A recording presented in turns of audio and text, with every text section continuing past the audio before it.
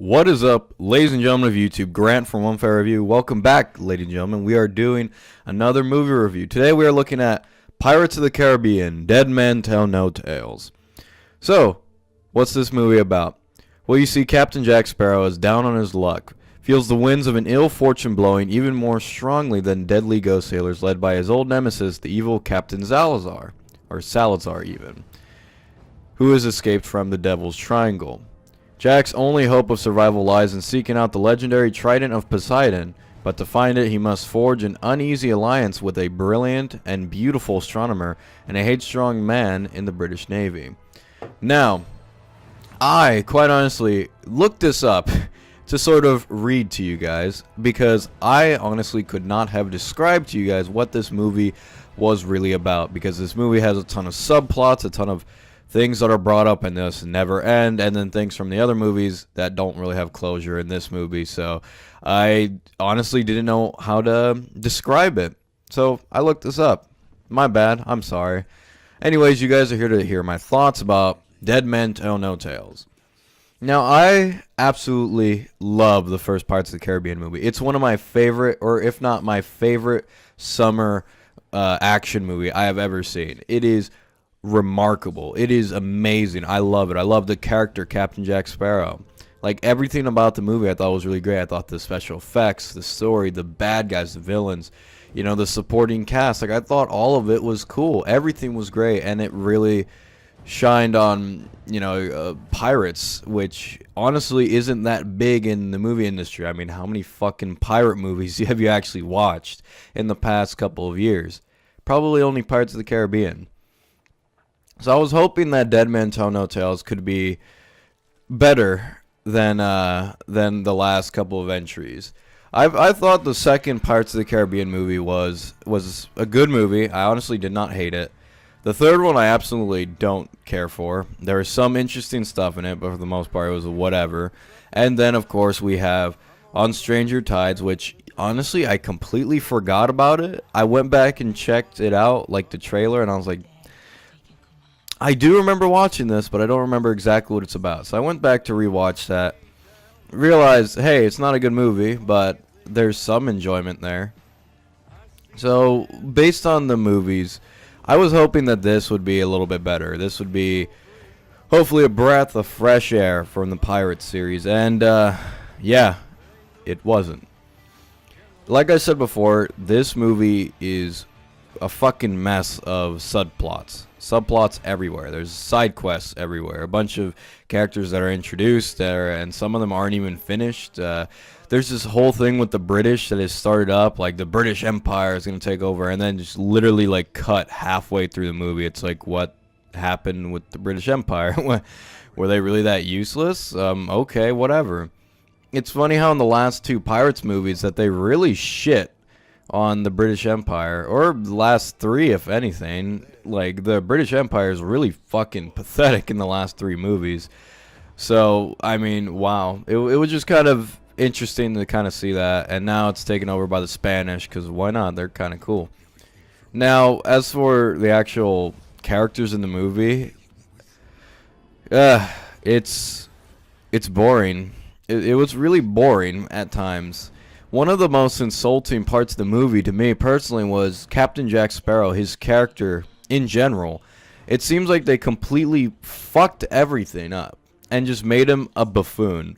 Even in this description I look up, in an all-new adventure, down on his luck, Captain Jack Sparrow. Down on his luck. The whole movie they call him unlucky, he has bad luck, and all that fucking crap. And it's just like, isn't this Captain Jack Sparrow? And it's just like, you know, he's never interesting, he's never cool, he's never like witty, he's never charming, he's never like outwitted anybody in this movie, which is something he always does in the other movies. That's sort of his character. He looks like a buffoon, he looks like a dumb pirate, he looks like an idiot, a drunk, a nobody. But the cool thing about Captain Jack Sparrow is that he outwits you all the time. He's always one step ahead of everybody. He's an intelligent man. And he's got some really great lines in the other movies. Here, I can't even think of one that was actually like, I don't know, something. I mean, he doesn't say anything in this movie. In fact, for the most part, he's not even the main focus. It's mainly the two other characters who, yeah, I'm forgetting their name right now because I fucking hated them. But, you know, the movie spends a lot of time on Will Turner's son, whose name was Henry or something like that. I don't know. I didn't care enough. And then some astronomer girl by the name of Karina. So it spends some time with these characters, and again, I don't really care about them. They're kind of boring. I don't know. It's really hard to talk about this movie because it was just kind of a boring movie. A lot of the special effects were really lame, very dated. It did not look real at any point in the movie, which is ironic because I've seen behind the scenes of this movie. There definitely are practical effects, but they just look so cartoony and so childish. It's just, it did not look right to me. And none of the characters I was really interested in. None of them were really funny. They played up the whole pirates are fucking morons and stuff, which, you know, like, you can do that, yeah, but here it just seems so childish. I feel like Disney just sort of lost everything of what made the first Pirates good and just sort of dumbed it down to the point where it's just a fucking comedy. But it's not a comedy. It was actually a really kind of smart movie before with funny moments in it. This movie just really pissed me off because there was a lot of dumb choices in it. Captain Barbossa comes back in this movie, and he's pretty much king of the seas. He's the kingpin of the seas because he has like 12, or no, not 12, like 10 ships in his whole arsenal or whatever, and he controls the seas. He's rich beyond belief, and, you know, this is Captain Barbossa, and the minute he hears that, oh, the dead are taking over the seas, he runs like a bitch, and he's just like, I need help. How can I stop the dead? And then he's like, oh, I'm going to go strike a deal with them to make sure nothing happens to me, that I survive. It's like, since when was Captain Barbossa such a little fucking bitch about all this? Like, he's so just like, oh no. He's so scared of, like, the dead. And it's like, Barbossa, you have never, at one point in these movies, have ever been scared. You never show fear. You don't fear anyone. If anything, you always try to, when there's a challenge in front of him, he always tries to overcome it with his own strength. Here he doesn't do that. Instead, he's just like, oh, I must strike a deal. It's like, okay, whatever, I guess. That was just like, that's honestly kind of like a small complaint. I was just like, yeah, that's a little out of character. Not as out of character as probably, I don't know, fucking Jack Sparrow, but hey, you know, it is what it is. Of course, Orlando Bloom comes back to play Will Turner, which honestly, he was barely in the movie at all, so why even mention him?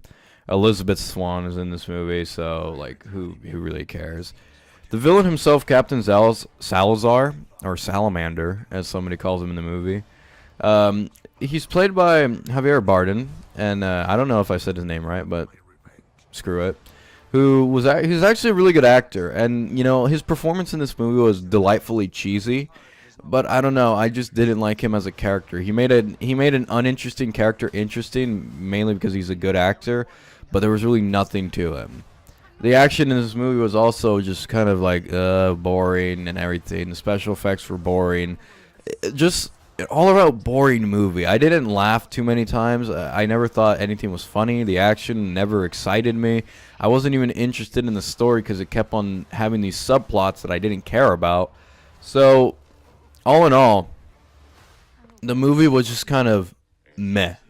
It was a mediocre movie to go to. Thankfully, I didn't watch this in 3D, which I was about to at the time, but I said, no, I'm just going standard, which was cheaper, so good.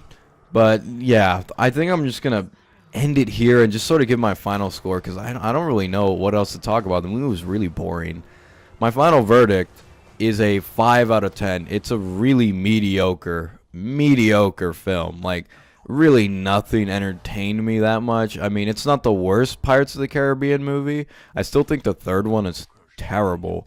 But even there, I think that there's some stuff that I did like. Even the special effects in that movie I thought were better than here. So I don't really know where to place this. Maybe this is my least favorite. I don't really know because it was so boring. It's hard for me to really remember. All I know is that I was disappointed as a Pirates of the Caribbean fan, or as a fan of the first movie. I was disappointed with this one. And there's really not much for anybody to really enjoy this. But then again, it's your option. 5 out of 10. That's my final score. As always, please like, comment, and subscribe. Catch you next time on One Fair Review. As always, have a nice day.